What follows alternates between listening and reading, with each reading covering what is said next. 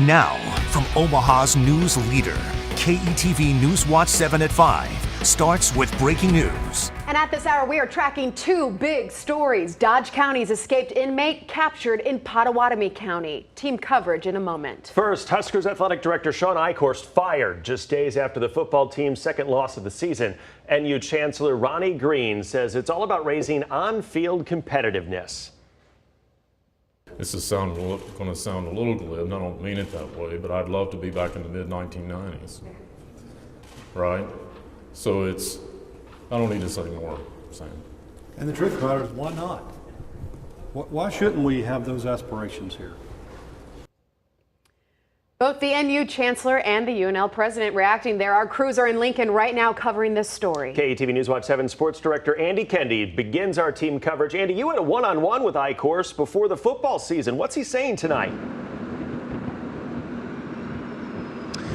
Well, Sean Eichhorst's 5-year run as athletic director is over. I texted with him this afternoon. He did not want to elaborate on the written statement that was in the university release, saying he was disappointed with the decision and the news, but he was thankful for his time at Nebraska, saying that Nebraska's athletic department does have a bright future. Eichhorst is still owed $1.9 million on his contract that runs through June of 2019. The big question is timing. Why now? Why make the change 3 games into a football season? We want to get started. We've got work to do. We want to get started on that work by bringing in the new leader to address the issues that we referred to here in competitiveness. So we want to get started now. Are you afraid that this might disrupt the football program in mid-season?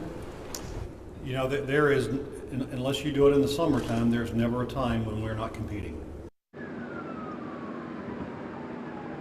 Yeah, you heard that word over and over again, competing. The Nebraska's inability to compete at the highest level in all sports. Hank Bounds and Ronnie Green saying that over and over again. The Eichhorst firing comes 5 days after a stunning loss to Northern Illinois in football, and 2 days before a big football game, a homecoming football game, when Nebraska takes on Rutgers. With more on that, let's bring in KETV NewsWatch 7's Matt Lothrop, who has more. Yeah, Andy, we're waiting Mike Riley's weekly availability on Thursday. It's nothing new. He speaks every Thursday at about 5:30. It's usually his final remarks before game day. Now, current players at practice, so they couldn't give their reaction, but some former Huskers took to Twitter this afternoon to voice their thoughts on the Sean Eichhorst firing. Tommy Armstrong said this: "I'll say for most of us, previous players wanted to say from day one he didn't give us a good first impression, definitely during that first meeting." Former defensive back Josh Mitchell, always outspoken, added, "The transition from Osborne to Eichhorst was night and day. Athletes went from genuinely cared about to items. That's the last I'm going to say about it." Well, Mike Riley again set to talk within the next 30 minutes or so. We'll bring you that when we have it tonight on KETV NewsWatch 7 at 6. Live outside Memorial Stadium, Matt Lothrop, KETV NewsWatch 7. All right, Andy, Matt, thank you. Eichhorst has released a statement saying, quote, "While I am deeply disappointed in the decision, I'm grateful for the wonderful years that my family and I have spent in Nebraska." Eichhorst continued to say, quote, "I am proud of how our student athletes, coaches, and staff represented this great university and state, and I'm confident that the future is bright for Nebraska athletics." So the first name, of course, to come up as a replacement, even on an interim basis, was Tom Osborne. Yeah, we spoke with him a half hour after he learned of Eichhorst's firing. Osborne says he's not interested in the job, saying, quote, "I had my shot at it. I was there for 5 years, did some good things and some things that didn't turn out so well. It's somebody else's turn." The 80-year-old says he's aged out and says maybe more importantly, his wife Nancy would shoot him if he went back. That said, both Green and Bounds said they've already talked with Osborne and will take his advice when searching for a new athletic director. More reaction tonight from fans on UNL's campus. KETV NewsWatch 7's Taylor Barth is live. Taylor. Many we spoke to happy about the news, especially for the sake of the football program. Many students saying that since Eichhorst replaced Tom Osborne and hired Mike Riley, the football program specifically has not improved. And with a fresh loss to Northern Illinois, one student even told us it's a great day to be a Husker. He is directly involved with the Husker football nation, and he wasn't doing anything to better that program. I mean, like, we here in Nebraska, we're all diehard Husker football fans. And so I think that firing Sean Eichhorst was the best decision. I don't know if it was necessarily the perfect move because, I mean, our other sports departments have been doing pretty well. Our volleyball team's always been a contender, and that hasn't wavered. I think that it's just been a big problem in our football program. And we'll have much more reaction from campus tonight at 6. Reporting live from UNL, Taylor Barth, KETV NewsWatch 7. All right, Taylor, thank you. As today's decision unfolded, Nebraska's Board of Regents were already at UNO for a previously planned meeting. Members actually watched the press conference on Eichhorst firing there live. Board Chairman Bob Whitehouse says he was made aware of the decision when he met with President Hank Bounds last night. Whitehouse says the board supports this decision. And right now, I believe that the leadership has taken that next step to, from here on, move forward and do the best job that we possibly can. Now, the board didn't have any sway in the decision, but they do say that the president often discusses with them what he's thinking. All right, now today's other major story. The Dodge County inmate that overpowered a sheriff's deputy and escaped in a Saunders County cruiser Wednesday captured in Iowa. Someone spotted Eric Scott walking near the Pottawatomie County Jail around noon today. Cameras captured his arrest. Investigators say he had the gun that he stole from a Dodge County deputy in his possession. KETV NewsWatch 7's Chin Doan is live. Chin. Yeah, that's right. Tonight, Eric Scott is here at the Pottawatomie County Jail, held on charges of theft, felon in possession, and fugitive from justice. This after someone called 911 about seeing a man matching the description of the escaped inmate around noon. Then, about 5 miles north of the jail, deputies found Eric Scott walking.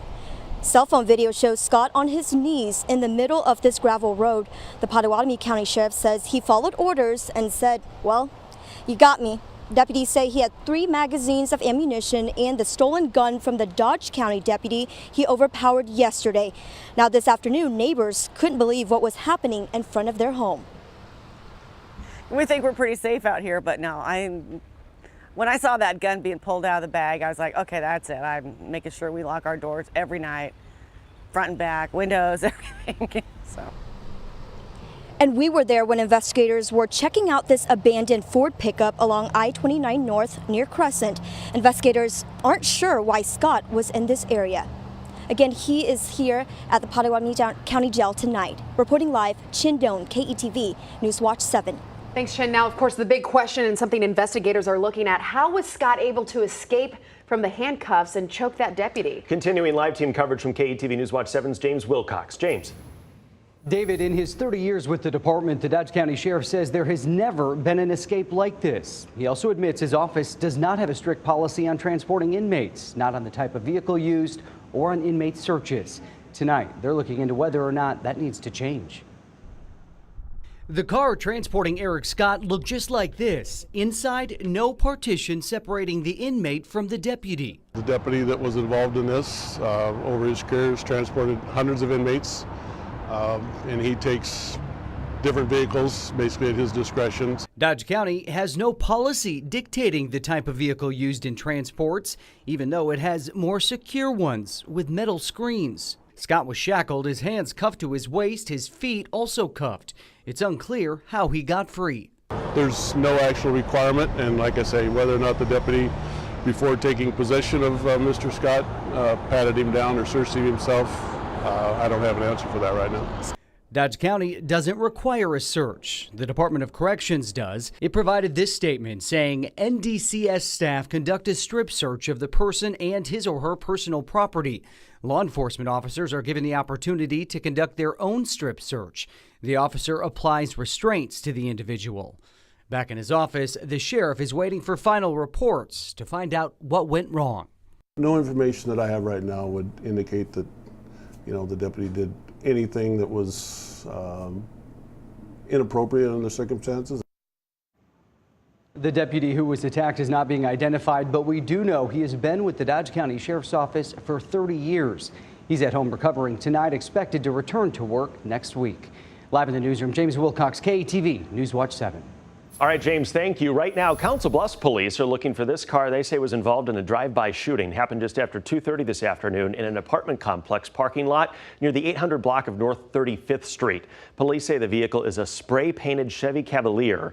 The gunfire didn't injure anyone, but police still want to find the shooter. Call Council Bluffs Crime Stoppers with information. The number's on your screen, 712-328-7867. Our first look tonight at the two 18-year-olds arrested in that attempted robbery that turned deadly Monday night. York Rodriguez faces a first-degree murder charge since his alleged robbery accomplice, Jose Velasquez, died in the commission of a crime. A store employee shot Velasquez. Police say Luis Vargas Aguiar drove the getaway car. He faces a robbery charge tonight.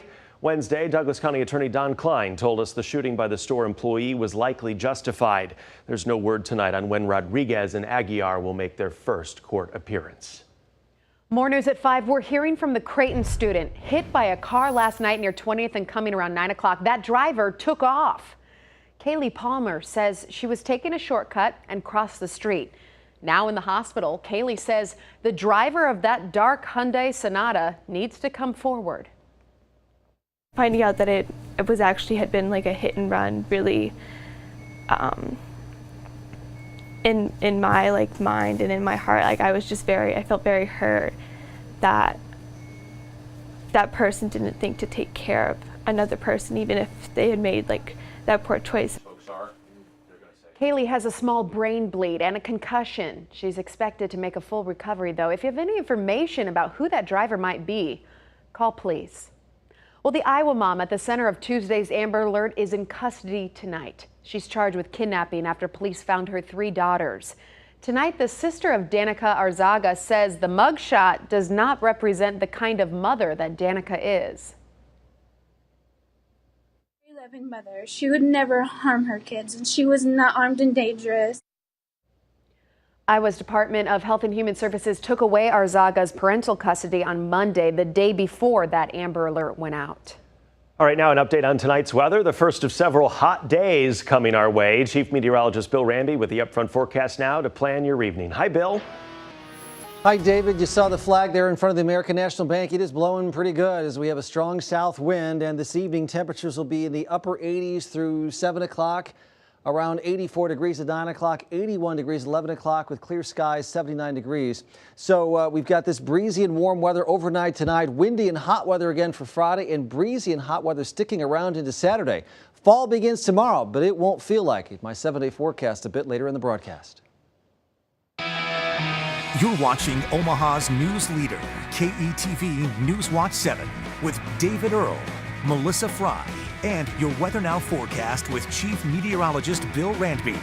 Live from 7 Burlington Station, this is KETV NewsWatch 7 at 5.